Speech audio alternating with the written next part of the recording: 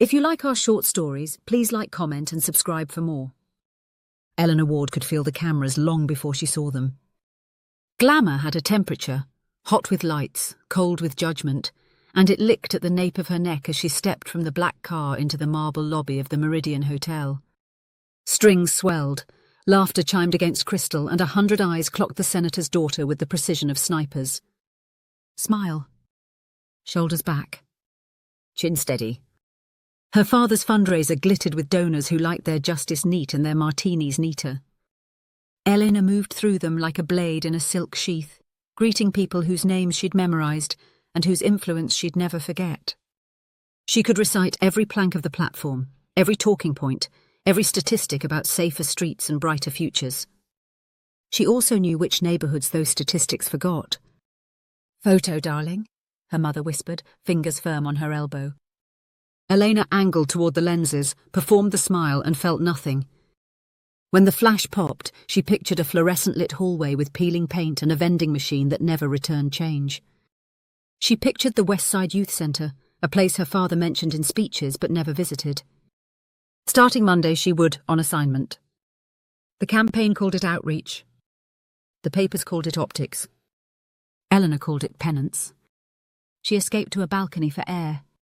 The city spread beneath her, alive and indifferent.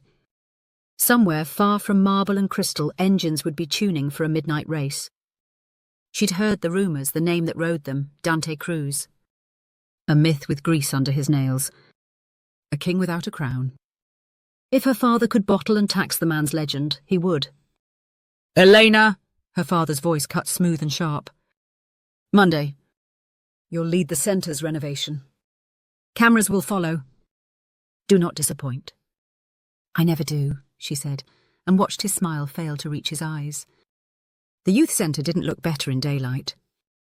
It looked honest. Chain-link fence. The hollow clank of a loose gate. Basketballs thumping on cracked asphalt. Kids with hoodies and careful faces. Eleanor traded heels for flats and suit for denim, but these security details shadowed her like a rumour she couldn't shake. Inside, the director, a woman with tired hands and the calm of someone who'd seen everything twice, gave Elena a tour. "We keep the lights on," she said, "when the street won't." She pointed past a door to a cinder-block garage attached to the building. "He keeps the engines running." "He?" Elena asked. "You'll find out," the director smiled, a warning and a dare. The garage smelled like oil and oranges, sun-warmed and sharp. Cars slept with their hoods open, ribs bared, while music murmured from a radio that didn't care about reception. A man lay half under a car, boots sticking out. "1 second," he said, voice muffled. Then he rolled out and met her eyes. He was not a myth. He was infuriatingly real. Dark hair gone rebellious at the edges of a cap. A mouth built for sarcasm. Hands that looked like they could take a machine apart and put it back together with fewer pieces and better results. Thunder quieted in her chest before roaring back as something else. "You Ward?" he asked, not offering a hand. "Yes," she said, standing straighter. "Elena Ward. Dante," he said like a refusal. "Cruz." "I know," she said before she could stop herself. One eyebrow lifted. "Fans are getting younger and richer. I'm not..." She exhaled. "I'm here for the centre. We're planning upgrades." "We?" He scanned her like a mechanic judges a car that's never seen a pothole. "I see you. I see suits." "I don't see we." Eleanor ignored the sting. "We'd like a list of equipment you need. We'll also be filming to show progress." "That means schedules, clean work areas, safety protocols." "Right," he said, wiping his hands on a rag. "Because safety happens when a camera turns on." Her jaw set. "Because the centre deserves care." "The kids deserve more than a ribbon cutting," he said. "They deserve not to have the cops sweep their block every time a donor wants a clean shot." The radio crackled with laughter. Eleanor felt the old practiced calm slide into place. "If you're going to be hostile, we can assign someone else to interface." He grinned without humour. "You talk like a press release." "You talk like a problem," she said. "Only to people who think problems ruin pictures." Silence stretched, taut and humming. Somewhere on the court outside, a whistle blew. Shoes squeaked. A kid yelled, "Yo!" with a joy that belonged to a different planet. Eleanor reached for her tablet. "We're replacing the lights in the gym, refurbishing the computer lab, and repairing the west wall. The garage," she glanced at the tools, the neat chaos, "will need safety measures if it's going to be on camera." "It won't be," he said. "No cameras in here." "Excuse me?" "Kids come in here to learn without being a backdrop for your father. They learn breaks, not branding." Eleanor's mouth went dry. "We're not here to exploit anyone." He held her gaze, and she felt seen in a way she didn't like. Not appraised. Assessed. "Then leave the garage alone," he said, softer. "We keep promises here. You should try it." The director reappeared, timing precise as mercy. "Dante's running a workshop at 4. "You're welcome to observe, Elena. The kids would like to meet you." "I'll be there," Eleanor said, because retreat wasn't in her vocabulary. At 4, she returned to find 10 teenagers circling a stripped-down engine like it held a secret. Dante talked with his hands, quick and sure. He didn't perform. He taught. He asked questions that made even the quiet ones answer. When a kid fumbled a socket, he didn't fix it for him. He waited. He watched. He nodded when the kid found his own grip. Eleanor hated the way that stirred something warm in her chest. When the workshop ended, Dante dismissed the kids with fist bumps and threats to drink water and finish homework. A few hovered near Eleanor, shy and bold in equal measure. She knelt to their height, asked names, listened to stories. She wasn't faking.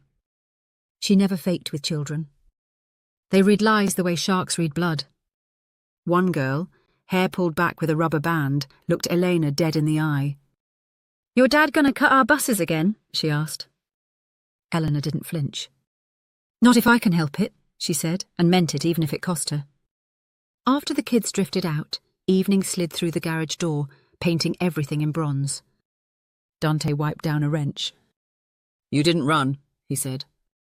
"I don't run," she said. "You pose for cameras." "I do what I'm asked." "That the same thing?" Eleanor opened her mouth. Closed it. "You think you know me?" "I know a cage when I see one," he said, and the gentleness of it hit harder than any insult. Her phone buzzed. Her father, "How's day 1? "Remember optics?" She put the screen face down on the workbench. "We're hosting a donor tour Friday," she said. "I need the garage." "No cameras," he repeated. "I wasn't asking for cameras." She surprised herself. "I want them to see this. Without lenses. Without press. Just see it." That made him pause. He studied her the way he'd studied a cracked belt earlier, deciding if it could be trusted. "Why?" he asked. "Because they sign checks," she said, then shook her head. "And because it's right." A light somewhere in the building flickered, then died. The garage dimmed. The radio returned to static. "Fuse," Dante said, already moving. "Stay," he added, like a command he expected to be ignored. Eleanor followed. The fuse box lived in a narrow hallway that smelled like dust and history. Dante popped it open, frowned, and handed her his phone with the flashlight on. "Hold it," she did.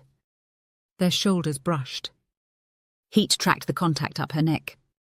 He worked quickly, swearing under his breath at a busted wire. "We need a new box," he said. "Been saying it for a year." "Put it on the list," she said.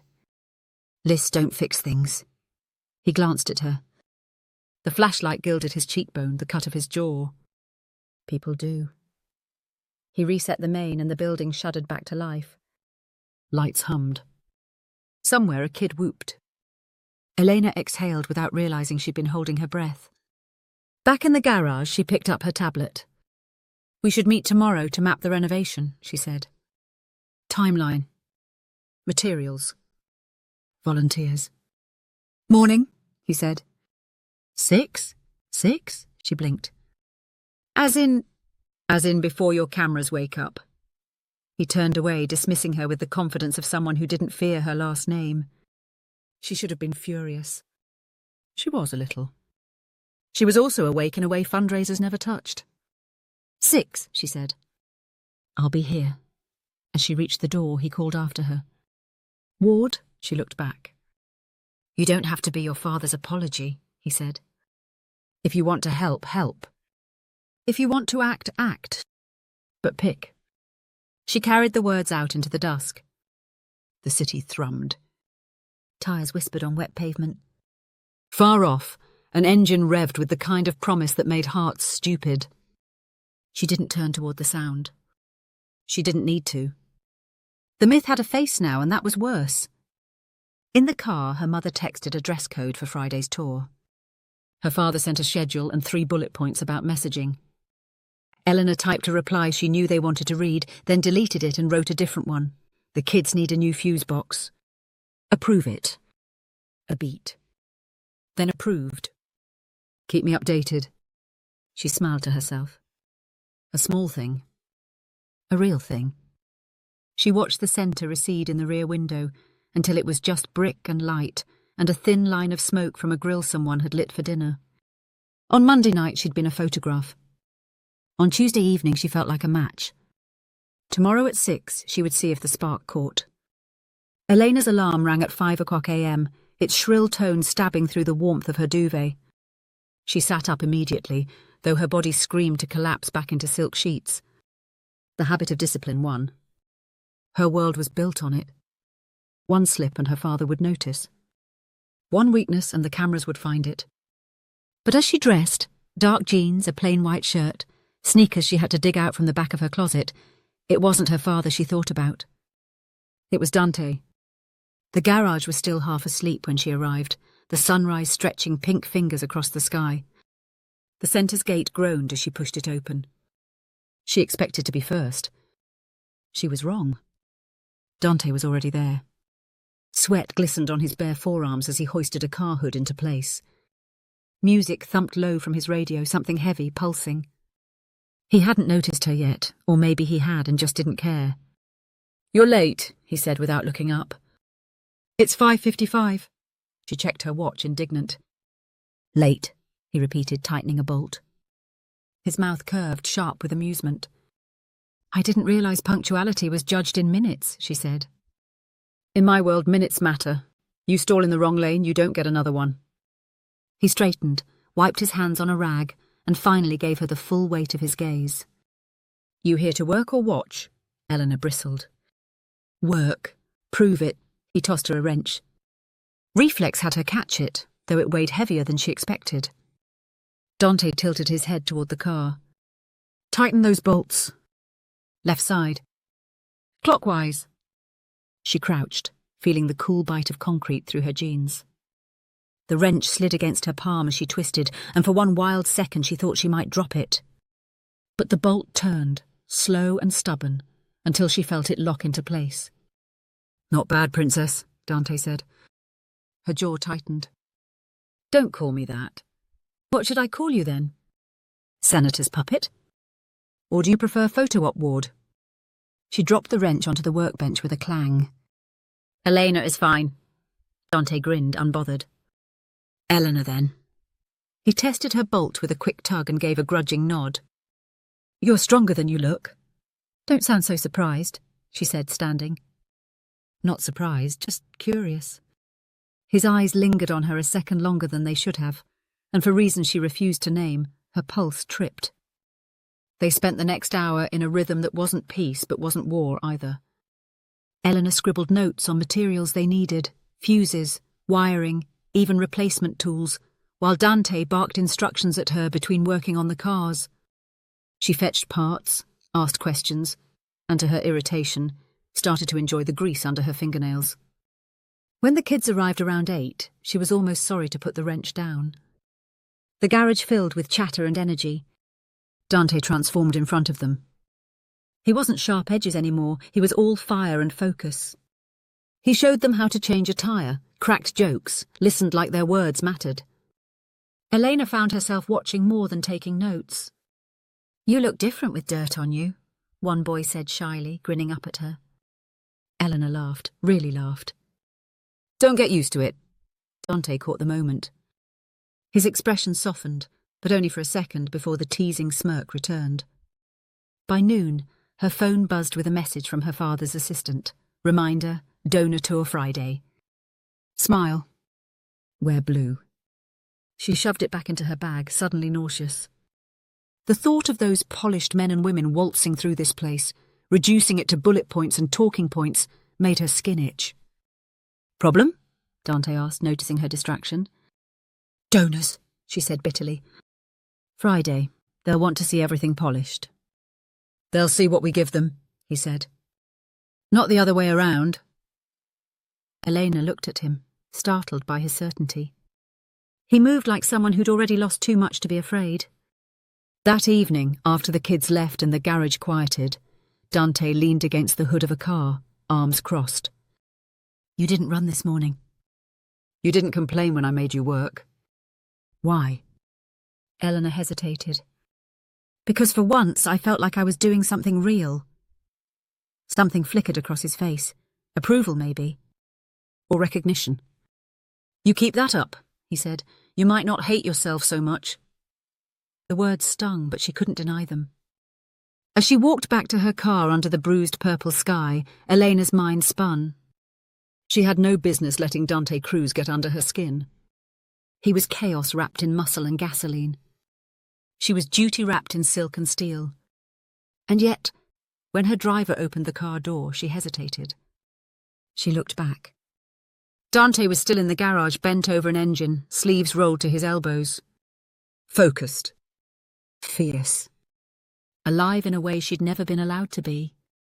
She climbed into the car with her heart unsteady, already dreading and anticipating tomorrow's dawn. By Friday morning, the youth centre had been scrubbed until the floors almost gleamed. Fresh coats of paint masked cracks in the walls, folding tables bore stacks of neatly arranged art projects, and someone had strung up paper stars in the gymnasium to make the place feel less tired.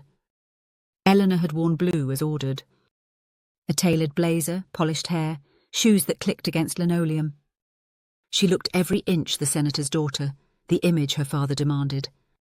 But beneath the silk lining her heart was restless. She found Dante in the garage rolling a socket wrench between his hands like a coin. He hadn't bothered to dress up. Black t-shirt, grease still streaking his forearms. The only thing polished was the car behind him, sleek and dark, its hood propped open like a trophy. You're early, Eleanor said. Donors like punctuality, right? His grin was sharp. Don't want to embarrass the princess? She gave him a look that would have silenced anyone else. He just smirked wider. They'll be here in an hour, she said, flipping through her notes. We need this tour to go smoothly. No lectures, no posturing. Just let them see what the kids gain here. You mean let them see enough to sign a check? Dante said. Eleanor's jaw tightened. Yes, that's how the lights stay on. For a moment he studied her, expression unreadable. Then he leaned back against the workbench, arms crossed. Fine, I'll play nice. She didn't believe him. The donors arrived in a sleek convoy of black cars. Men and women in sharp suits, the scent of expensive perfume trailing like smoke. Eleanor greeted them with practiced warmth, the kind that looked real on camera. Her father was supposed to be there, but he'd cancelled last minute. Senate obligations, his assistant had said. Eleanor wasn't surprised. His daughter was enough of a prop. As she led them through the gym, she felt the familiar performance settle over her. The calm smile, the clear explanations, the soft laugh at their jokes. She pointed out the new computers, the refurbished walls, the programs expanding for after-school tutoring. Heads nodded, checkbooks practically humming. Then someone asked, "And this garage, what's its purpose?" Eleanor's pulse jumped. This was the moment. She had fought to include it on the tour.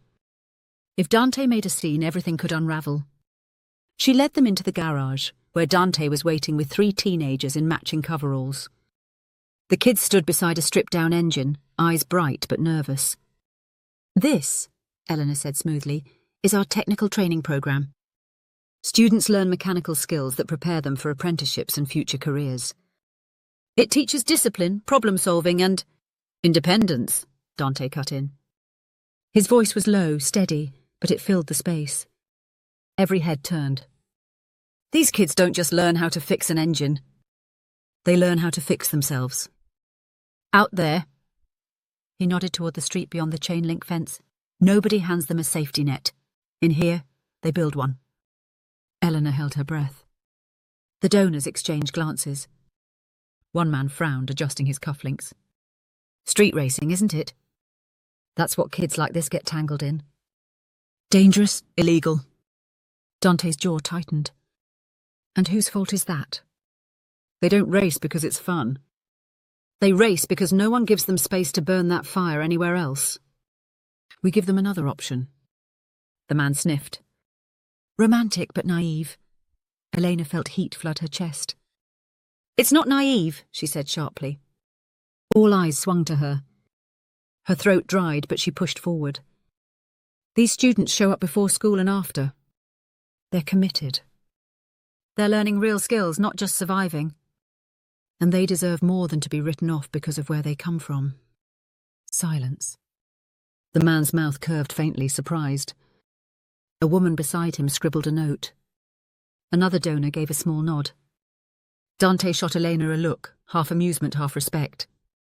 She hadn't expected it to matter so much. The tour ended with polite applause and murmurs about pledges.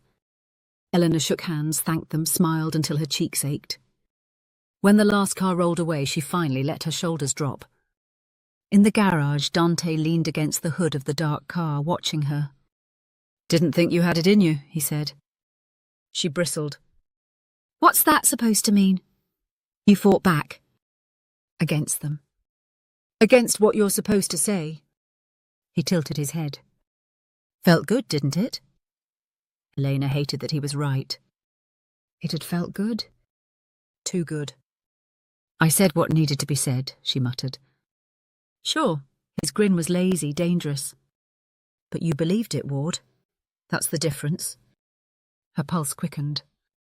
Don't act like you know me. I don't have to act, he said softly. Something electric stretched between them. The garage was quiet except for the ticking of cooling metal. Eleanor's skin prickled under his gaze. I should go, she said abruptly, gathering her bag. Run then, Dante murmured. She froze, heat rushing to her face. I don't run. He smiled, slow and certain. We'll see. Elena walked out with her spine stiff, every step echoing in her ears.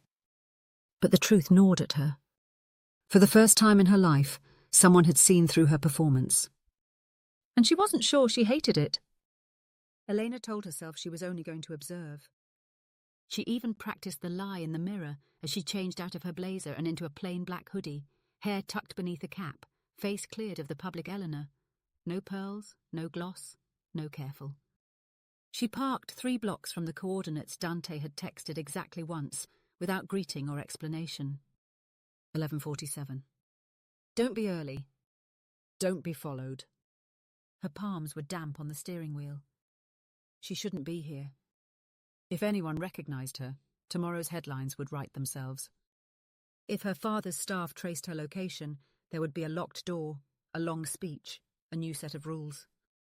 But the city had another voice tonight, low, thrumming, impatient, and it pulled her past good sense like a tide. The meet was under an overpass where the highway split, concrete ribs holding up a midnight sky. Sodium lights bled everything to amber. Cars lined the service road, painted secrets, matte black, candy red, pearlescent white that looked blue at the edges. Hoods popped like yawns. Music pulsed from a dozen speakers, stitched together into one steady heartbeat.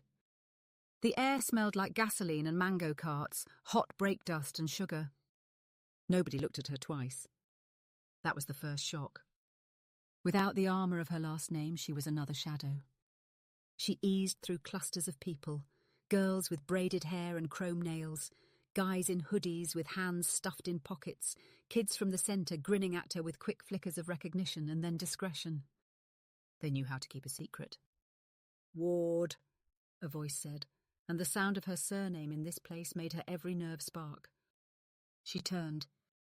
Dante leaned against a low-slung car, the colour of storm glass, its hood lifted to show an engine that looked like it could swallow air and spit lightning.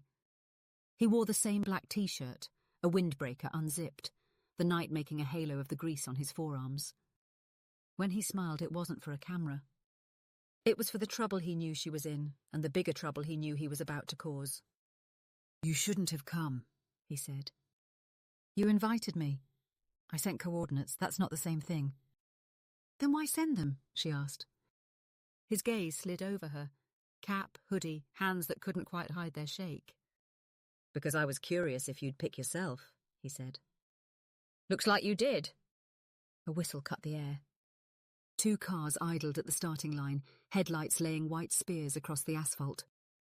People drifted to the edges, forming a ragged corridor. Dante shut his hood with a decisive click and nodded at the passenger side. "Get in. I'm not—" she began. "You're observing, remember?" His eyes flashed with humour. "Best seat in the house." Her heart climbed into her throat. She slid into the car. The interior smelled like citrus and heat. Dante buckled in, fingers moving with a musician's economy, switch, toggle, press, every gesture practiced into grace. The engine woke with a deep animal sound that vibrated through the seat and into her bones. He glanced at her hands. "Hold on to something that isn't me," he said lightly. She held the door handle anyway. A girl in a silver jacket stepped between the 2 cars and lifted her arms. For one suspended breath, the whole world waited. City, river, Eleanor's pulse. Then the girl's hands dropped and the night split. Dante didn't just drive. He translated speed into a language her body didn't know it could speak.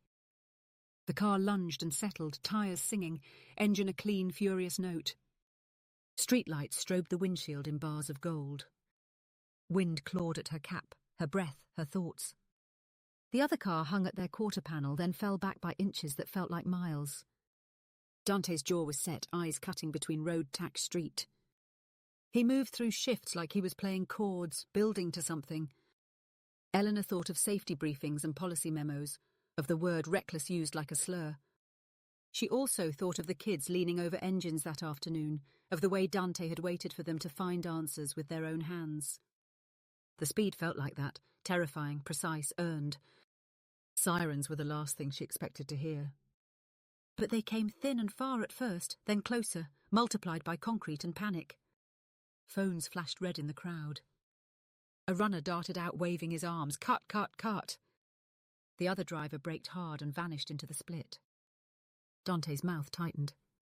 "Seatbelt locked?" he asked, already answering his own question with a quick glance. "Yes," she said, voice small and steady at once. "Good." He didn't slam to a stop or floor it. He threaded. Off the service road, under the on-ramp, through a screen of parked box trucks that became, in his hands, a curtain to slip behind. He killed the headlights and coasted silent, heartbeat and engine ticking in tandem. Eleanor didn't realise she'd been holding her breath until it came out as a laugh, shocked, shaky, alive. "That," she said, "was insane." "That," he countered, mouth curving despite the sirens, "was Tuesday." Footsteps pounded past the double-parked trucks. Voices. A flashlight beam skimmed the truck's side, the glare erasing everything into white for a blink, then gone. Elena's hand found the fabric at her knee and clenched. "If you get caught with me," Dante began. "I know," she said. "I'll be dragged in front of a camera and asked to apologise for everything you are." "And if I get caught with you," he said softly, "they'll decide what kind of example a cage makes." They sat with that, the sirens receding, the night remembering itself.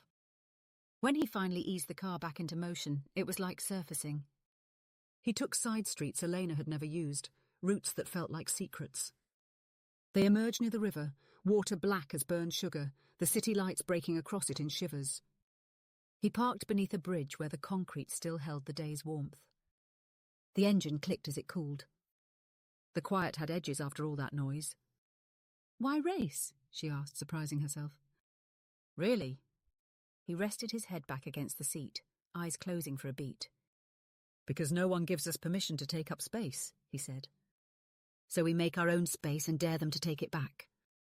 Because I can turn winnings into textbooks and bus passes without waiting for a committee to vote. Because when I'm in that lane, I'm not defined by what I owe or where I came from." "I'm just moving." Elena watched his profile in the spill of the street lamp. Strong nose, lashes too long for the word dangerous to fight easily, a scar at his jaw she hadn't noticed before. "And because you like it," she said quietly. He opened his eyes.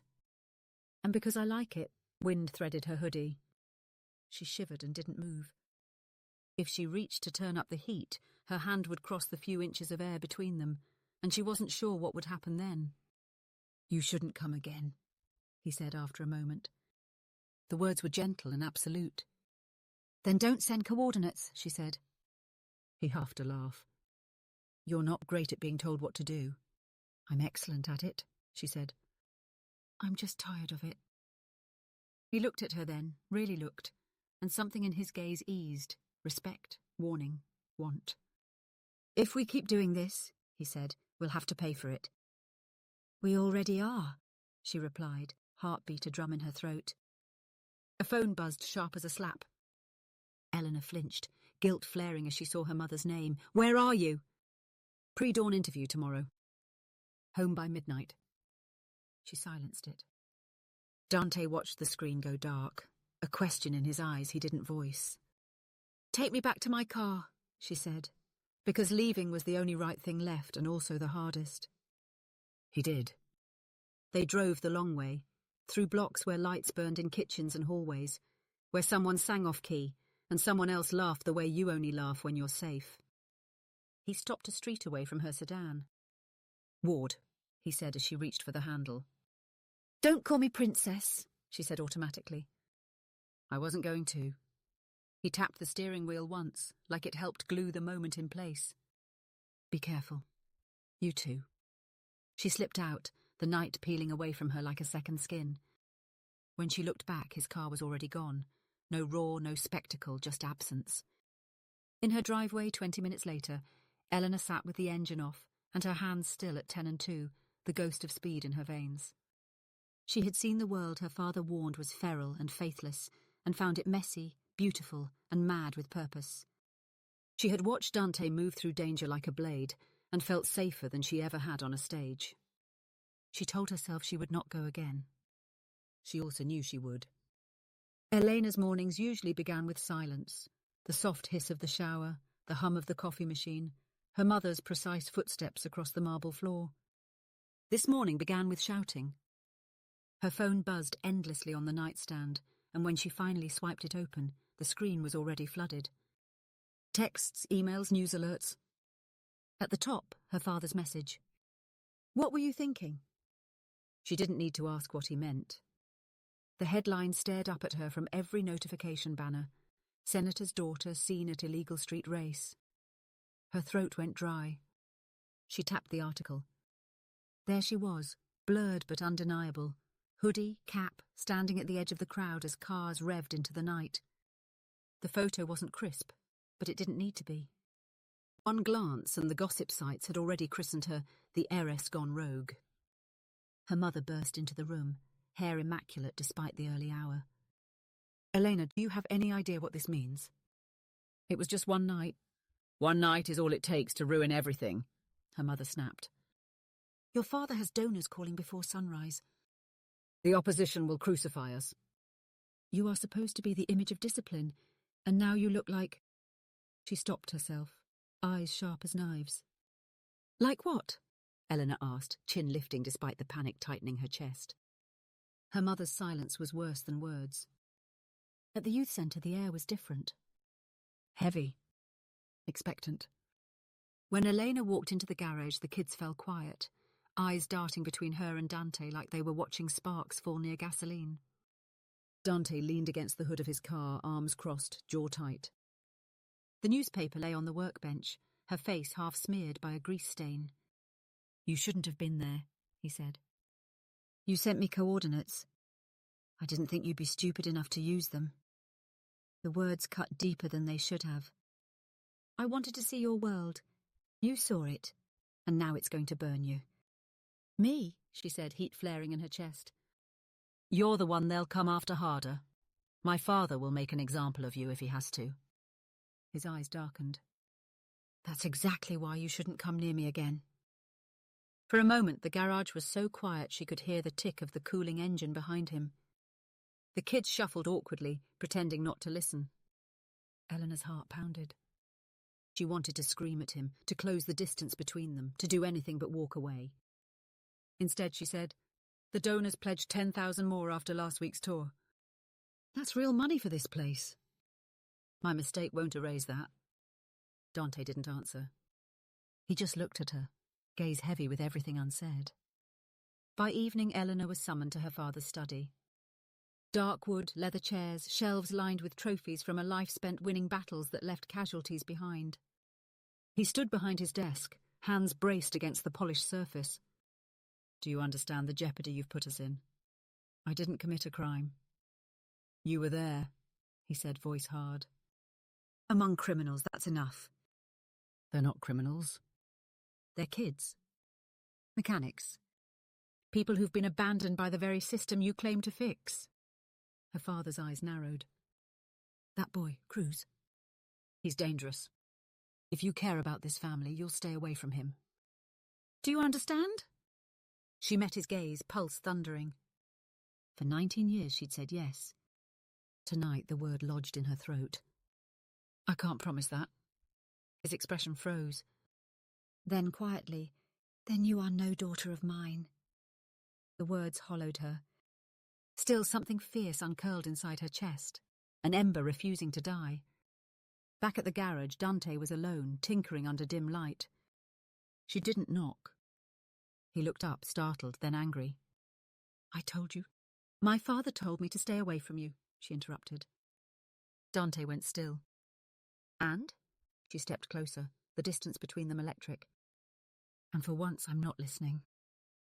The silence stretched, charged and unbearable. His jaw flexed, his hands tightened on the wrench, and then, slowly, he let it drop. "Elena," he said, warning in his voice. She swallowed hard. "Tell me to leave, and I will." For a long, endless second, he didn't. The city hummed outside, sirens far away, life spilling past the walls. Inside, it was just the two of them, heir and rebel, each with everything to lose. And neither moved. The air in the garage was thick with oil, heat, and the unspoken. Elena could hear her own pulse louder than the hum of the overhead lamp. Dante's gaze pinned her where she stood, hard and unyielding, but beneath it something trembled, a warning, a want, a war. "You don't belong here," he said finally, voice rough. "Maybe not." She stepped closer, daring herself, daring him. "But I don't belong in his world either." "Elena?" Her name in his mouth was a low growl. "You said you knew cages when you saw them," she pressed, her throat tight. "Well, you're right. That house, those galas, the speeches, they're bars. And I'm done pretending they don't choke me." His jaw tightened. "So you run to mine? You think this world is freedom?" He gestured around them, tools scattered, tires stacked, shadows leaning long against the walls. "This world gets you killed. Maybe," she whispered. "But at least it's real." For a heartbeat they just stared at each other, breathing the same charged air. Then Dante turned away, raking a hand through his hair, like if he didn't, he'd do something reckless. "You don't know what you're asking for." Elena's feet moved before her mind caught up. She reached him, her hand brushing his wrist. The touch was tiny, nothing, but it burned like she'd pressed herself against a live wire. He stilled. "Completely." "Tell me to stop," she said, voice trembling. His eyes snapped to hers, dark and torn. "Don't tempt me." The world tilted. They were too close now, her body brushing his chest, his breath hot against her cheek. She could smell the faint bite of gasoline and citrus soap, could see the thin scar along his jaw, could feel the raw, magnetic pull of everything they weren't supposed to want. "Eleanor," he said again, but this time it was softer, almost broken. Her fingers slid higher, tracing the line of his forearm to his shoulder. His muscles tensed beneath her touch, restraint coiled tight. His eyes searched hers, desperate, hungry, holding back with a strength that made her ache. And then the moment cracked. The garage door creaked as it rolled up, flooding the space with the orange wash of streetlights. One of the kids, Luis, poked his head in, grinning. Dante, you coming? We got practice runs tonight. He froze, glancing between them. His grin faltered into something wide-eyed. Oh, sorry, didn't mean to. Eleanor jerked back, heart slamming against her ribs. Dante cursed under his breath, dragging a hand down his face. Close the door, Luis. Luis disappeared like smoke. Silence returned, heavier now, suffocating. You need to go, Dante said finally, his voice raw. She wanted to scream. She wanted to stay. Instead, she grabbed her bag with shaking hands. You can keep pushing me away, she said, forcing her voice steady. But we both know this isn't going anywhere. His eyes met hers, tortured and certain all at once. That's exactly what scares me. She left, the slam of the door behind her echoing like a gunshot. But as she walked into the night, the taste of almost still lingered, sharp, forbidden, and impossible to forget. Eleanor didn't sleep.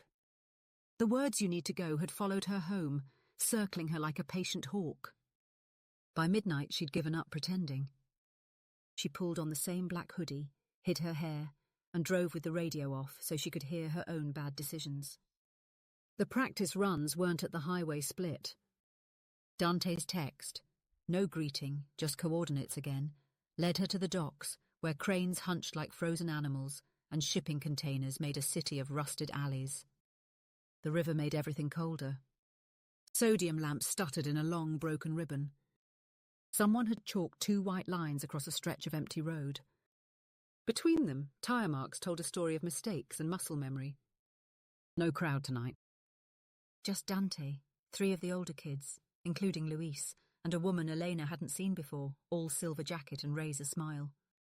She held a starter's flag like a conductor's baton. Back for more headlines, Ward? The woman asked, amused. Mara, Dante warned, without looking away from the car whose hood he was checking. She's here to watch. Mara rolled her eyes and sauntered to the line. I flag. You drive. They learn. She watches. Eleanor took the sting, pocketed it. The kids were nervous energy with sneakers. Luis bobbed on his toes, brave and 16. Coach, he said to Dante, breath fogging, you gonna run first? Luis runs first, Dante said, straightening, and Luis went pale. Then me, you'll shadow my line from behind. 30% throttle cap. No heroics. He tapped the boy's chest. We don't win practice, we learn it. What's the line? Eleanor asked, surprising herself. Dante's eyes flicked to her, softening despite himself. He pointed at the chalk. Fastest way through a corner. Outside and out. Brake straight, turn once, early eyes, smooth hands. You miss it, you fight the car. You hit it, the car forgets to fight back. He slipped behind the wheel of a different car and coaxed the idle into a quiet purr. Everybody back. They cleared the tarmac. Luis crept to the start, knuckles white on the wheel. Mara raised the flag. The dockyard held its breath. Flag down. Luis launched, not fast but clean. He clipped the first apex, too early on throttle, rear wiggle he corrected with a panicked lift. Dante's voice carried like a rope. Steady. Eyes up. Breathe, kid. Second corner. Luis braked late and hard, ABS chattering. The car pushed wide toward a rusted container, tires screaming in protest. Elena's breath caught. At the last second he peeled it back, overcorrecting into an ugly snap the car hated but survived. He crossed between the chalk with his heart in his mouth. Dante didn't clap. He walked to the driver's window, leaned in, and spoke in a tone that made Luis listen. You braked where your fear told you to, not where the car needed. Again. Slower. Trust my voice. Luis nodded, sweat shining at his hairline. Again. They ran it 3 more times. Each run, a little less noise, a little more intent. When Dante finally slid into his own car and pointed to the line, the air changed. He didn't go fast. He erased everything that wasn't the line. Outside and out. Brake, rotate, breathe. It wasn't flashy. It was inevitability. Even Elena, who'd never cared about lines before tonight, felt the difference in her bones. Headlights that didn't belong pierced the far end of the alley. Not the warm scatter of a friend. Blue-white, sharp, deliberate. 2. 3. More fanning out. The knight shrugged and remembered sirens. Cops, Mara said, flag already stuffed under her jacket. Move! The kids bolted for the maze of containers. Dante's head snapped toward Luis, who'd frozen like a deer in his lane. Keys! Dante barked. Out now. He killed both ignitions in 2 strides and shoved Luis toward the shadowed alleys. The boy tripped, hands skidding, scrambled up. Eleanor ran without thinking, boots slapping old oil and grit. Dante caught Luis's backpack, yanked him into a gap between containers, just as a cruiser nosed into the practice strip, spotlight raking the chalk like a scolding finger. Another car took the cross street, hemming the exit. Radios crackled. Orders cut clean. The task force had learned the map. A beam swung toward their alley. Dante slammed an arm across Elena's waist and dragged both her and Luis deeper into a cut-out crawl space under a container where the river wind didn't reach. The space smelled like iron and mildew. They crouched in a stack of dark. Eleanor could feel the hammer of Luis's heart through his backpack, Dante's breath warm at her temple. The beam crawled past the mouth of the alley, paused, then moved on. Footsteps. Voices clipped. Check behind the blue stack. No, the back bay. Copy. A drone whined awake somewhere to the left, rising into insect pitch. Its red eye blinked once as it drifted down their lane. Dante swore under his breath. Don't move, he whispered. Not to Luis. To Elena. The drone drifted closer, camera swiveling like an animal's head. Eleanor's throat went tight. If it nosed into the gap, it would see faces, names, futures. Dante's hand found hers in the dark without asking. He laced their fingers, pressed her palm down against the cold ground, anchoring her to the moment but also to him. Outside, the drone hovered, red eye pulsing. A gull screamed somewhere, sharp as tearing cloth. Wind pushed the drone's tiny body. It ticked sideways, reassessed, then floated past. Its whine thinned and moved away. The footsteps followed it, one set, then another, boots clicking a tempo that made sweat gather at the base of Elena's neck. When the quiet finally came back, it came back in pieces. They stayed put. 10 breaths. 20. Dante didn't let go until he had to. Go!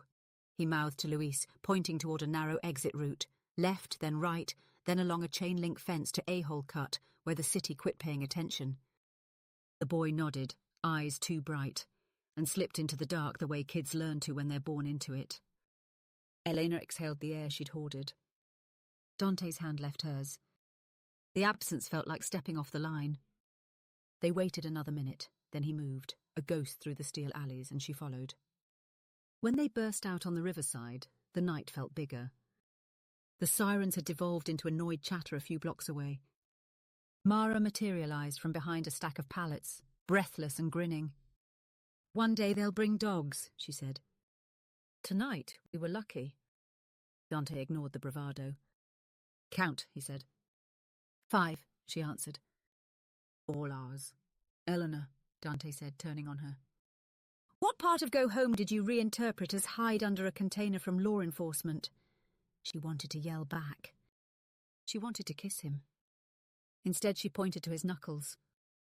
In the scramble, he'd split the skin on a rusted edge. Blood slicked across his fist, bright as a warning. You're bleeding. He looked at it like it belonged to someone else. It's nothing. It's rust, she said. That's not nothing. Mara thrust a first aid kit at her. Nurse Ward, make yourself useful. They ducked into a storage shed with a flickering bulb, room smelling of rope and river. Dante sat on an upturned crate.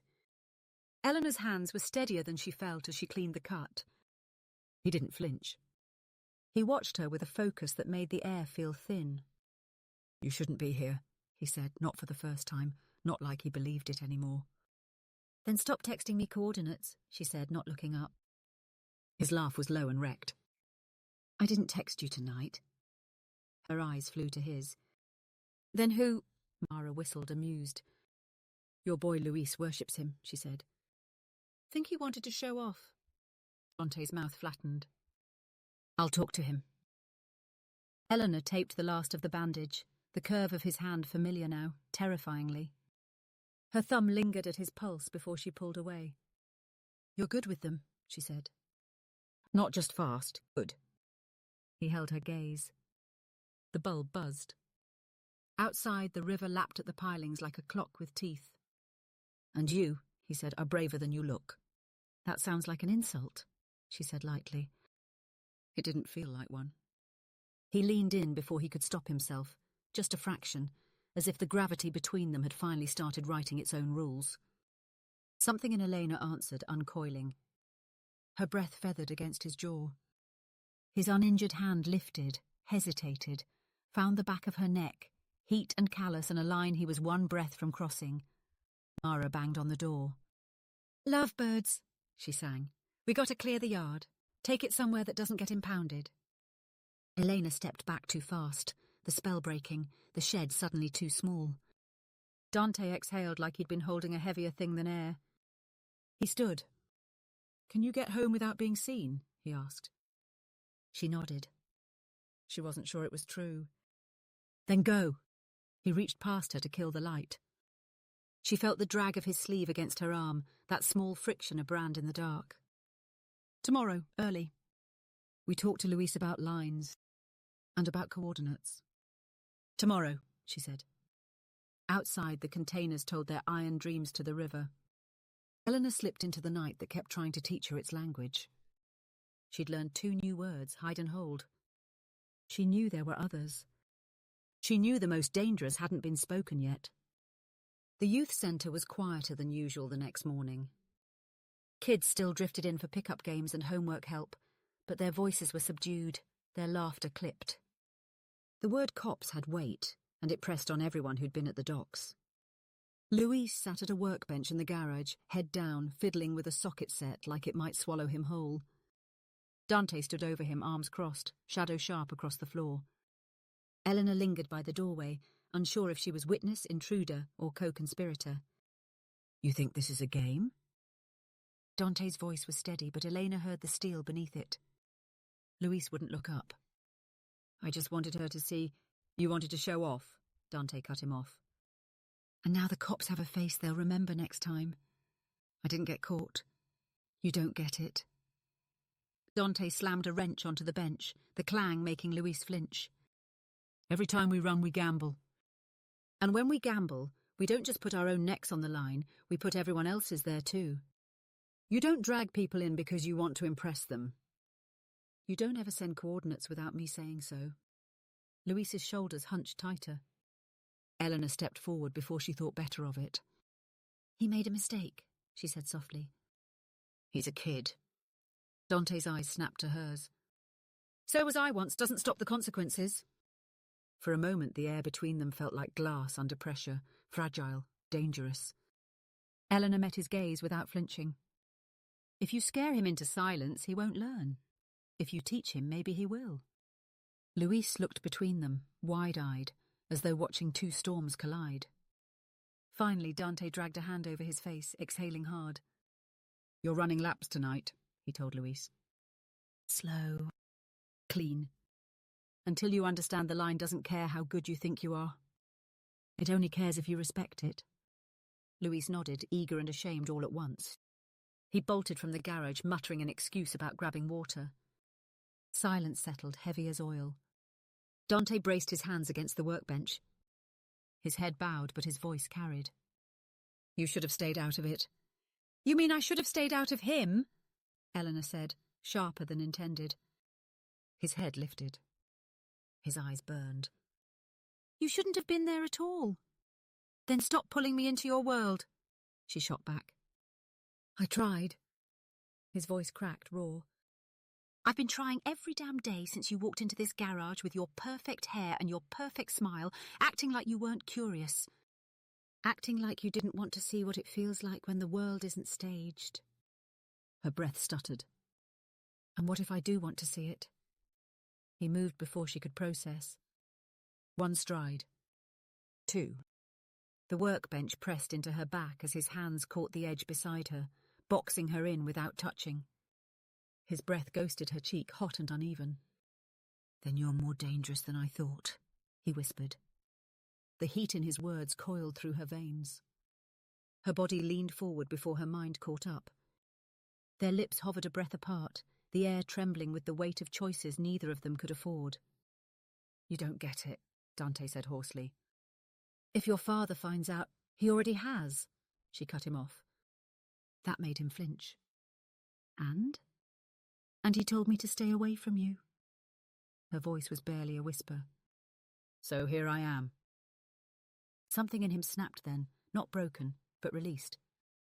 His forehead pressed to hers, hard, desperate, as though anchoring himself against the pull. She could feel the tremor in his arms, the battle between restraint and ruin. "Tell me to stop," he rasped. Eleanor's hand slid to his chest, feeling the hammer of his heart beneath the cotton. She didn't say stop. She didn't say anything at all. The garage door banged open. A basketball rolled across the concrete. Voices spilled in, kids laughing, calling for Dante. He tore himself back like he'd been burned. The space between them was air again, choking, empty. Elena grabbed her bag, throat tight, eyes averted. She walked out before he could find words. Behind her, Dante's voice called something low and furious, but she didn't let herself hear it. If she did, she wouldn't leave. Outside, the sun blazed too bright, mocking her. She pressed a hand to her lips as if to smother the ghost of what almost was. She told herself she was still in control. But deep down, she knew she'd already crossed the line. The night felt heavy with unfinished words.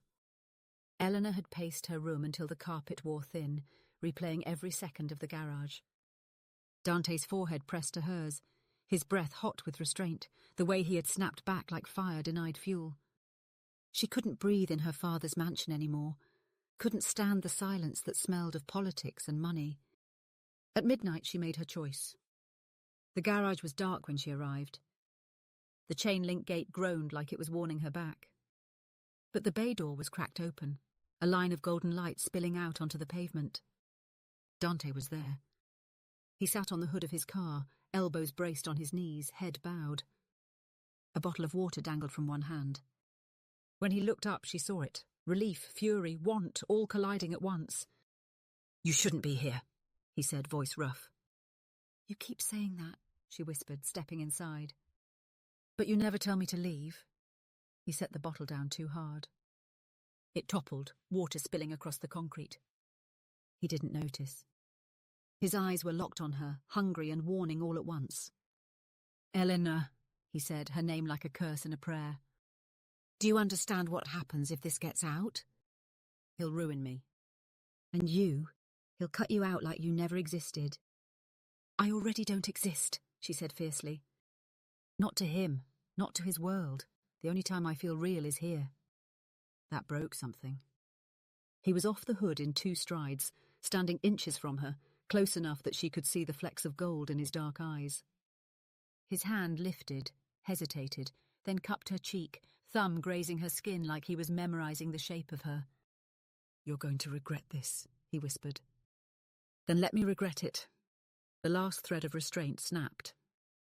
His mouth crashed onto hers, not gentle, not careful, hungry, desperate, the culmination of every argument, every glance that lingered too long. She gasped, and he swallowed the sound, his arms wrapping around her waist, pulling her tight against him. Her hands fisted in his shirt, dragging him closer, as if there wasn't enough space in the world to fit what burned between them. They stumbled against the workbench, tools rattling to the floor.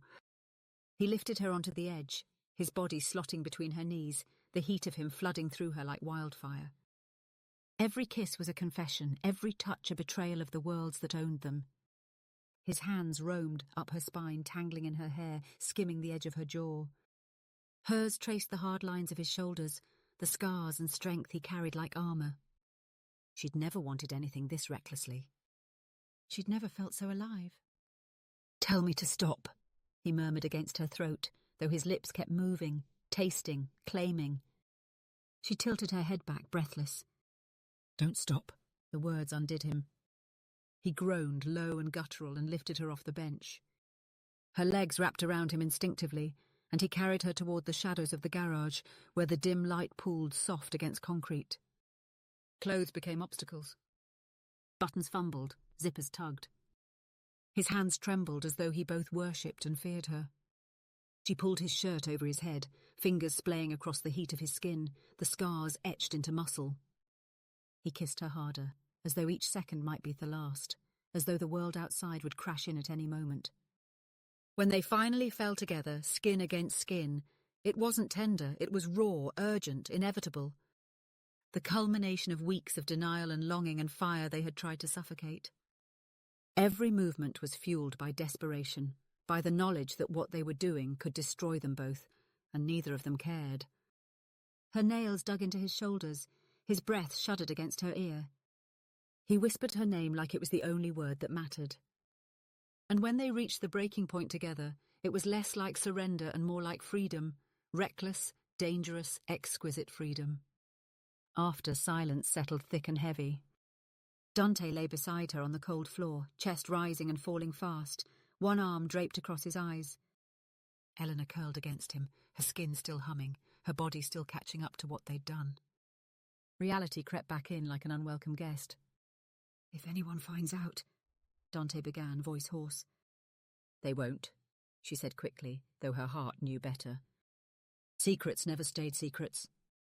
He turned his head, eyes meeting hers in the dim glow. "You're worth burning for," he said quietly. "But I don't want to watch you burn." She pressed her forehead to his, mirroring the moment they'd almost broken weeks ago. "Then we burn together." The words hung between them, a vow and a curse. Outside, the city pulsed with sirens and headlights, indifferent to their rebellion. Inside, Heir and Rebel lay tangled in a secret that could end them both. Dawn found Elena on the garage floor, wrapped in Dante's sweatshirt, the world reduced to the slow rise and fall of his chest. For a sliver of time there was no senator, no headlines, no sirens, just the soreness of truth and the steady drum of a heart against her ear. Then her phone vibrated across the concrete, skittering like a startled beetle. Reality crawled back in. "I have to go," she murmured. He opened his eyes. The warmth there made leaving ache more than staying ever had. He brushed a thumb across her cheekbone, a gesture too tender for the trouble they'd chosen. "Be careful," he said. "You too." She slipped her cap on, tucked her hair and paused at the door. "We'll meet at the centre." "Always." She stepped into the bruised pink of morning with a secret stitched into her skin. At home, the house was holding its breath. Her mother sat straight-backed at the kitchen island, a coffee cup untouched. Her father stood by the window, jaw set so tightly it remade his face.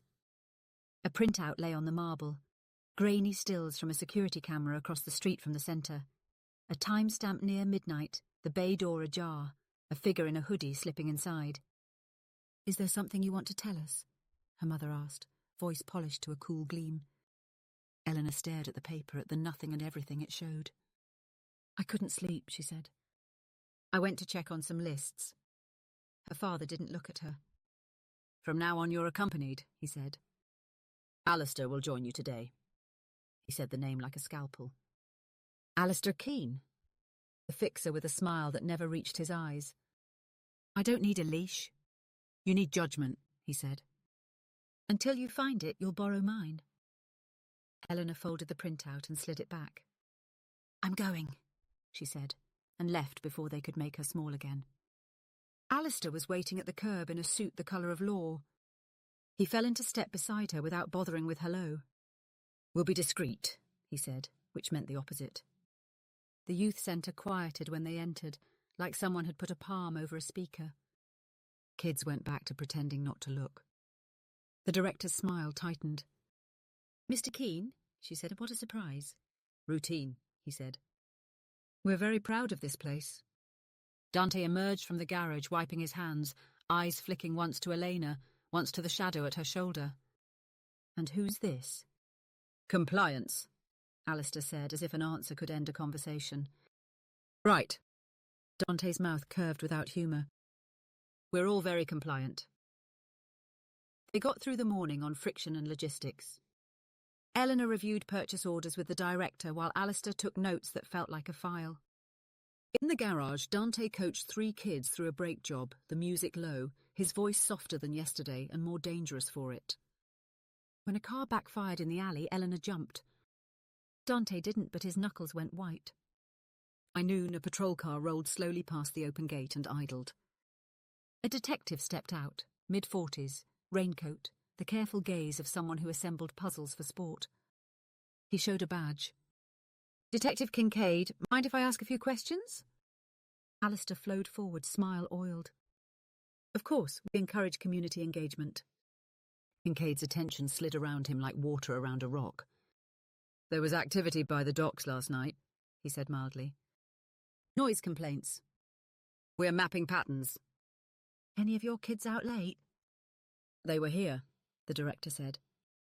"Homework night." Not technically true, not entirely false. Kincaid's eyes moved to Dante's bandaged hand. "Rough morning?" "Rough bolt," Dante said, tone flat. Kincaid's gaze lingered, then let go. He gave Elena a small, unreadable nod, as if they'd met before in another life. "If you hear anything," he said, sliding a card onto the counter, "call." He left it there like a lit match. They watched the cruiser roll away. Alistair picked up the card between 2 fingers and dropped it in the trash. "In case the garbage needs interrogating," he said cheerfully. "Enough," Eleanor snapped. The word shocked her, and Alistair and maybe even Dante, whose eyes had warmed despite everything. After lunch, the kids returned, a little louder now, bravado growing back where fear had scorched it. Louise hovered in the doorway to the garage until Dante crooked a finger. "Line drills tonight," he said. "No phones. Got it," Louise said, too eager. Mara drifted in, silver jacket dulled by day, a grin like a dare. She took in Alistair, the tightened shoulders, the detective's card now buried in coffee grounds. "Your storm's getting organised," she told Dante. "They've got maps and patience. We've got routes and time," he said. Mara's eyes cut to Elena and softened a fraction. "And complications? What's that supposed to mean?" Elena asked. "It means I can count." Mara, corrected herself with a wink. "And I saw you 2 go dark at the docks." She flicked her gaze to the bandage. "Careful, Cruz, the heart is a bad co-pilot." Alistair reappeared like bad weather. "Team, quick note. The Senator's office is preparing a statement about our deep commitment to lawful enrichment. Would be helpful if no one posted interpretive content." "We don't post kids," Dante said. "Ever." "Splendid," Alistair turned to Eleanor. "Car in 15. I'm staying," she said. "Not an option," Dante's jaw ticked. "She stays," he said before he could help it. Alistair's smile thinned. "And you are?" "Someone who keeps promises." The air ionized. The director rescued them. "Eleanor, the fuse box replacements came in," she said. "Want to sign off?" It was a lifeline. Eleanor took it, Alistair trailing, Dante watching with a muscle jumping at his temple. They met in the back hallway an hour later, where a new metal panel gleamed under fluorescent light. No one else was near. The hum of the building covered softer noises. "We have to be smarter," Dante said, voice low. "No late-night entrances?" "No coordinates." "Not while the city sniffs?" "You're telling me to disappear." "I'm telling you to survive." He searched her face. "We finish the renovations. We make the place too valuable to bleed. We wait until the heat moves. And us?" Her throat went tight on the word. He didn't answer at first. "Then we don't set each other on fire by accident." Anger and hurt twisted together. "Last night wasn't an accident." "No," he said. "It was the truest thing I've had in years. That's why I'm not letting it be the thing that gets you killed." A shadow slid across the end of the hall. "Alistair." "Of course." Eleanor stepped back like she'd touched the fuse. Dante's hands curled into fists and then uncurled. Her phone buzzed. Unknown number. She almost ignored it. Then she saw the image, a grainy still of a hand laced with another, both pressed against concrete. Her hand. Dante's. The angle was low, the light bad, but the truth was there if you wanted it. The text under it read, "Meet me tonight, 11:30, Pier 7, or your father gets a copy." Eleanor's mouth went dry. She turned the screen so Dante could see. His eyes went iron. "Who?" he asked. "I don't know." Her pulse roared. But they were close. They had to be under the containers. Mara's voice, memory sharp. One day they'll bring dogs. They hadn't needed dogs. They'd needed a lens and a price. "This is a trap," Dante said. "So we don't go?" Eleanor asked, even as something in her knew they would. He looked at her like the line itself had asked him a question. "We go," he said, jaw set.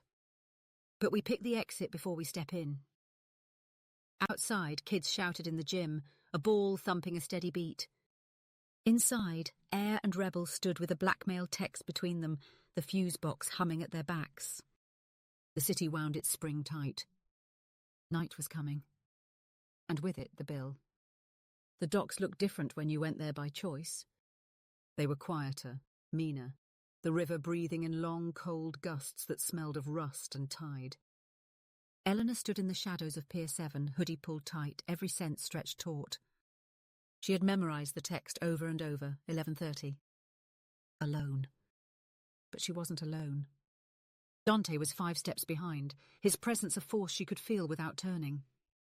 "You don't follow directions well," she whispered. "Neither do you," he muttered back. "We stay 30 seconds. If it's a bluff, we walk. If it's a trap, we run. And if it's neither?" He didn't answer. The pier stretched long and skeletal, floodlights buzzing high above, throwing harsh cones of light that made every shadow too dark. Shipping containers stacked 3 high-formed canyons on either side. Water slapped against pylons with the rhythm of a slow, patient clock. A figure waited at the midpoint. Hooded, hands buried in pockets. Not police, not dressed like it. But there was a stillness to him that screamed confidence. "You came," the figure said, voice muffled. "That means you care what happens next." Dante shifted closer to Elena, not touching, but shielding. "If you've got something to say, say it." The man's laugh was dry. "Always the rebel. Still pretending you control the board." "You don't." He pulled a phone from his pocket and held it up. On the screen was the photo, Dante's hand laced with Eleanor's beneath the container. The angle was merciless. Elena's stomach dropped. "Send it," Dante said flatly. "We already know the cost." The man tilted his head. "Why throw away your lives when you can buy them back?" There it was. The real demand. "Money," Eleanor said. "Influence," the man corrected. His gaze flicked to her. "You, Ward, your leverage wrapped in silk." A senator's daughter with grease on her hands and a rebel in her bed. "Your father will do anything to erase this." "And Cruz here. Well, the city's been waiting for an excuse to bury him." "I can give you both a way out." "For a price?" Dante's body coiled. "What's the price? Names?" "Times. Roots." The man's grin was audible. "Every race, every runner, every trick you've used to stay a half step ahead. Feed me and this photo disappears." Eleanor's pulse hammered. "You're police," she breathed. "Not exactly," he said. "Let's call me freelance. Blackmail for hire." A parasite feeding off both worlds. Dante stepped forward, rage carved into his face. "If you think I'll sell out my people..." The man raised the phone higher, thumb hovering over the screen. "Then say goodbye to your future." Eleanor grabbed Dante's arm. "Don't," her voice cracked. "Please." The man smiled beneath his hood. "Smart girl. You'll meet me tomorrow night, same time. Bring what I want. Or you both go down in flames." He slid back into the shadows, swallowed by the container maze. The echo of his footsteps lingered until even the river seemed to swallow it. For a long moment, Elena and Dante didn't move. The night pressed against them, heavy and watching. Finally, Dante exhaled. "We can't give him what he wants." "If we don't," Eleanor said, her throat tight, "he'll expose us. My father will destroy you. And yours? He said. His hand closed briefly around hers, not for passion this time, but survival. Then we have 24 hours to choose. Let him burn us, or burn him first. The pier groaned under the weight of the tide. Far off, sirens wailed, too far to save, too close to ignore. Eleanor tightened her grip. Then we fight. Dante looked at her, and in his eyes was the dangerous, reckless truth. Heir and rebel weren't just in love anymore. They were conspirators. The garage smelled like rain and oil. A storm had swept the city after midnight, leaving puddles on the cracked pavement outside. Eleanor sat on the workbench, hair damp under her hood, while Dante paced like a caged animal. Every so often he'd glance at the bay door, as if the shadows themselves might be listening. We can't outpay him, Dante said. And if we run, your father finds us before the cops do. Eleanor hugged her arms around herself. So we make him irrelevant. He stopped pacing. How? We don't let him be the only one holding proof. Her voice steadied as she spoke. We gather our own. If he's freelance, he's not clean. People like him never are. We find his mess and we hold him. Dante leaned against the hood of his car, eyes narrowed. Blackmail the blackmailer. Expose him, she corrected. Force him to crawl back into the dark. A voice cut in from the door. You'll need help for that. Mara stood framed by the light, silver jacket glinting like a challenge. She sauntered inside, hands tucked in her pockets. You two make a nice mess, but subtle, not your strong suit. Dante frowned. How long have you been listening? Long enough to know you've got 24 hours and no plan. She smirked. Lucky for you, I do.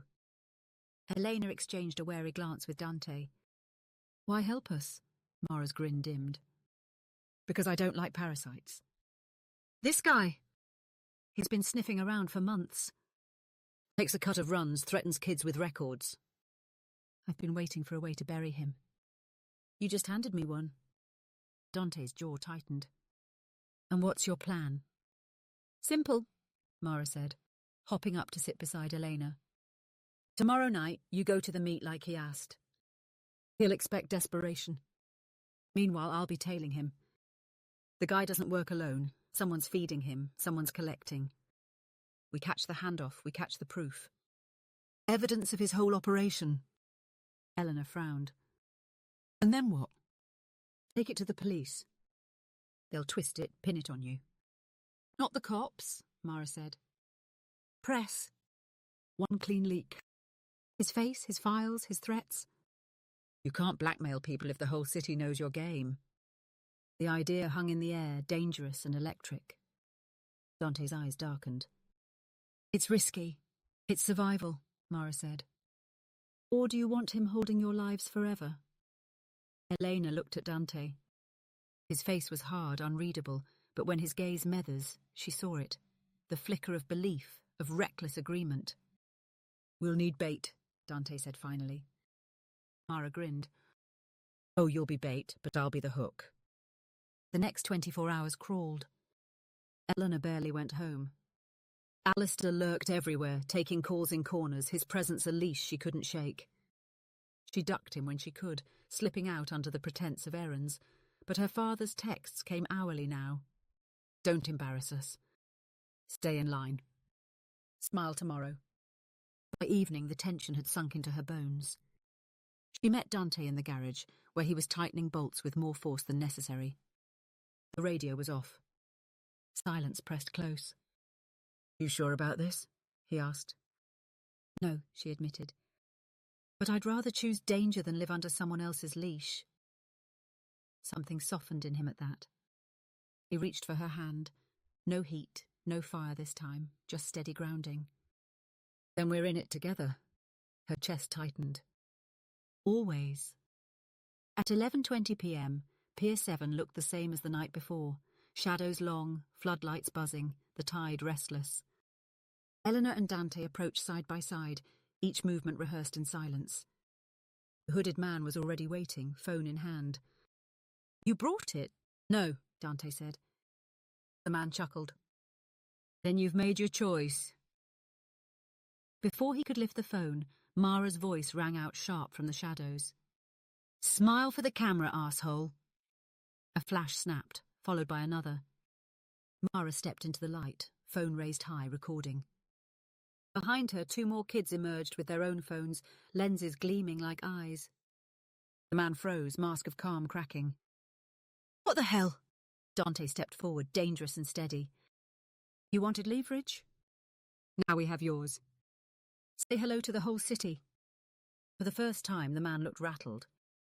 He backed up, scanning for exits, for shadows that weren't there. Mara grinned like a wolf. "Run if you want. Doesn't matter. You're already caught." Eleanor's pulse roared. The trap had sprung, but whether it was theirs or his, she couldn't yet tell. The hooded man didn't run.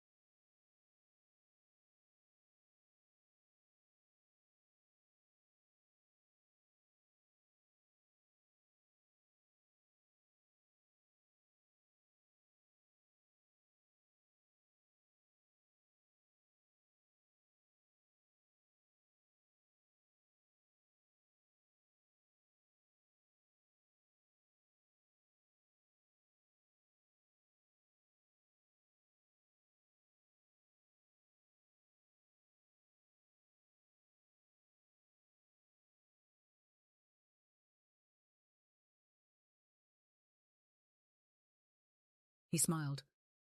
Not the kind that reached eyes. This was thinner, sharper, a knife-edge grin. He slipped his phone into his pocket with deliberate calm. "You think kids with cell phones scare me?" His voice was cool, mocking. "You think I didn't plan for that?" Mara's smirk faltered for half a heartbeat. The man whistled, short and sharp. Out of the container maze, 2 figures emerged. Not cops, mercenaries, the kind who knew how to blend into night until they didn't. One held a camera rig, professional grade, its red light blinking like a sniper dot.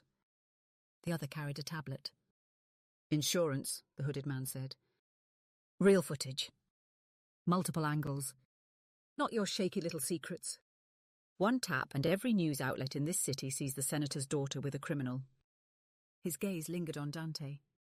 With a felon in waiting, Elena's blood iced. Dante stepped in front of her instinctively. "Then why the charade?" he growled. "Because leverage tastes better when it begs," the man said smoothly. He gestured toward Elena.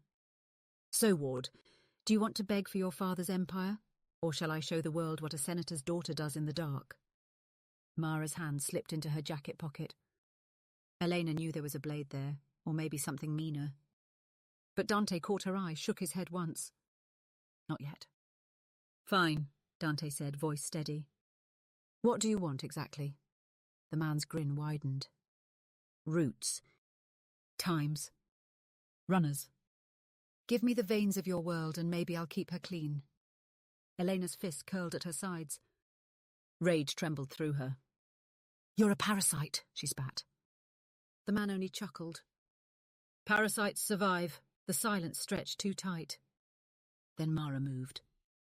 Quick, silver as her jacket, she hurled her phone at the camera rig. It cracked against the lens with a shattering pop. The mercenary staggered, swearing. Dante lunged. He hit the second man hard, shoulder driving him into a container wall, the tablet skidding across wet concrete. The hooded man cursed, pulling his phone free, but Elena was faster. She leapt forward, snatching it from his hand. For the first time, his composure broke. "Give that back," he snarled, lunging. Elena held it tight, adrenaline burning through her. "You wanted to own me with this. Watch me own you." She smashed the phone against the edge of the container, glass splintering into shards. The man roared, but Dante was already on him. They hit the ground in a tangle of fists and fury, the fight ugly and real. Elena backed up, heart racing, watching as Dante's knuckles split open again, as the man swung wild, as their breath came in grunts and curses. Mara grabbed the tablet, lifted it high and slammed it against the pavement until it was nothing but sparks and silence. "Insurance cancelled," she said, panting. The mercenaries bolted into the night, loyalty only to money, not blood. The hooded man, pinned beneath Dante, spat blood and laughter both. "You think this ends it? I'm not the only one watching. You're already marked." Dante's fist hovered above him, trembling with restraint. Eleanor touched his shoulder. "Stop, he's not worth prison." Dante froze. Then slowly he released his grip. The man scrambled to his feet, bleeding and furious. "This isn't over," he hissed. He staggered into the dark, swallowed by the maze.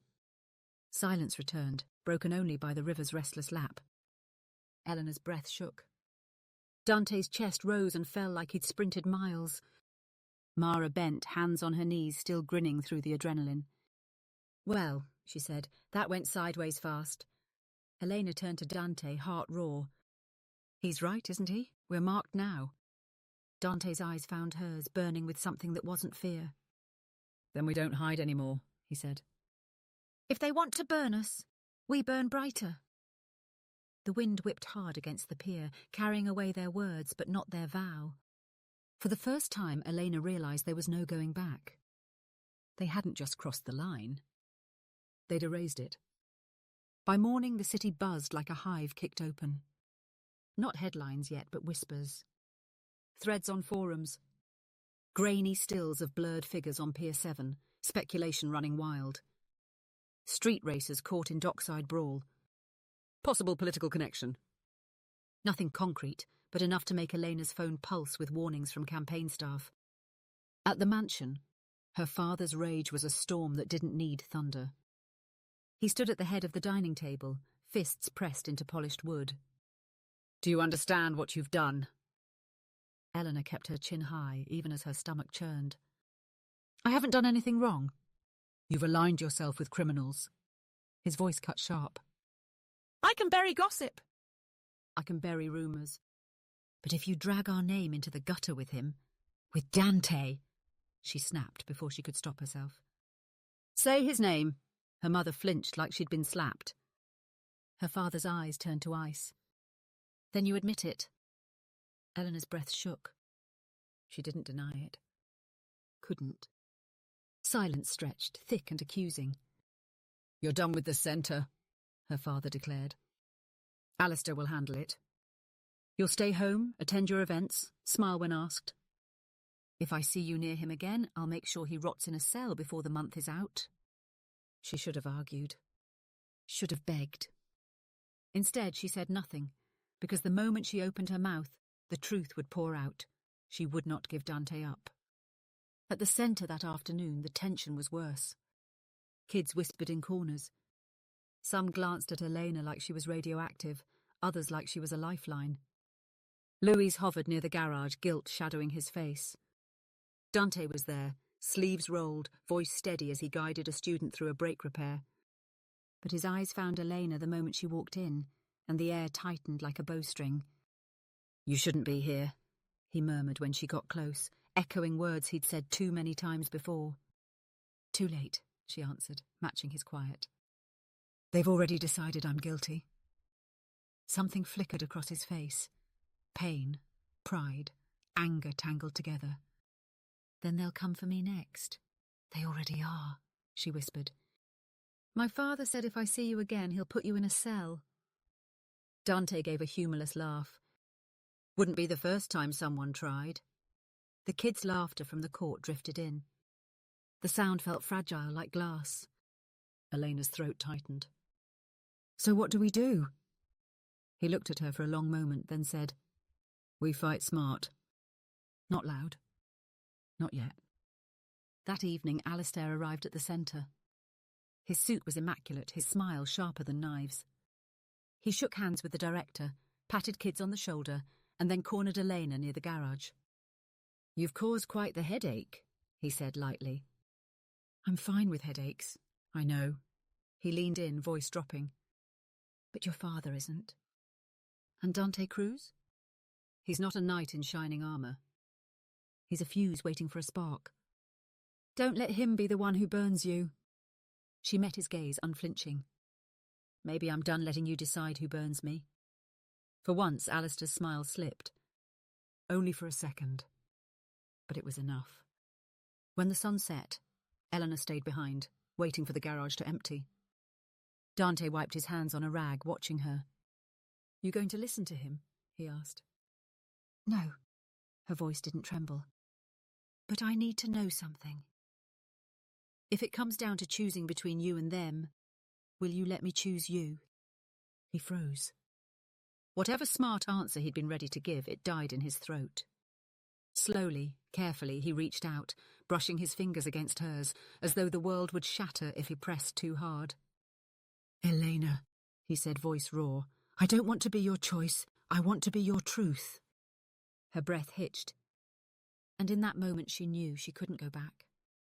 Not to her father's house, not to the life carved out for her before she was born. Whatever future waited, it lived here, in this dangerous, impossible boy who made her feel like herself for the first time. But across the street, unseen in the shadows of a parked car, the hooded man from Pier 7 watched through a camera lens. He smiled, slow and venomous. The world would know soon enough. The story broke at dawn. Not whispers this time. Headlines. Videos stitched together from dockside cameras, gossip feeds, freelance hunters. Grainy but clear enough. Elena Ward stepping out of the shadows at Pier 7. Dante beside her, fists raised, blood bright under floodlights. Someone had slowed the footage, highlighted the way his hand caught hers as they ran into the dark. Senator's daughter in street racing scandal. Ward heiress linked to criminal underground. Future in flames. Elena sat on the edge of her bed, phone buzzing non-stop, the glow of the headlines burning into her eyes. Her mother knocked once and entered without waiting. She looked pale but controlled, her robe cinched like armour. Your father's meeting with donors, she said. They want you on camera. Today. A denial, a clean break. You'll read the statement. Elena's stomach turned. A lie. A necessity, her mother corrected, voice brittle. You have no idea what's at stake. I do. Elena stood, pulse pounding. My life. Her mother's eyes flicked, just once, betraying something softer under the steel. But then the mask returned. Be ready in an hour. When the door shut, Eleanor finally let herself breathe. And then she picked up her phone, not to call her father's staff, but to call Dante. The garage was alive with chaos. Kids clustered in corners, scrolling feeds, whispering Elena's name like it had turned radioactive overnight. Mara leaned against a stack of tyres, silver jacket flashing like a dare, while Dante paced with the fury of a storm. They'll come for me first, he said as Elena walked in. His voice was low, dangerous. Cops, donors, your father, it doesn't matter. They'll use me as the villain so you can be the victim. No, Eleanor said, louder than she meant to. The room fell quiet. She crossed to him, ignoring the eyes that followed.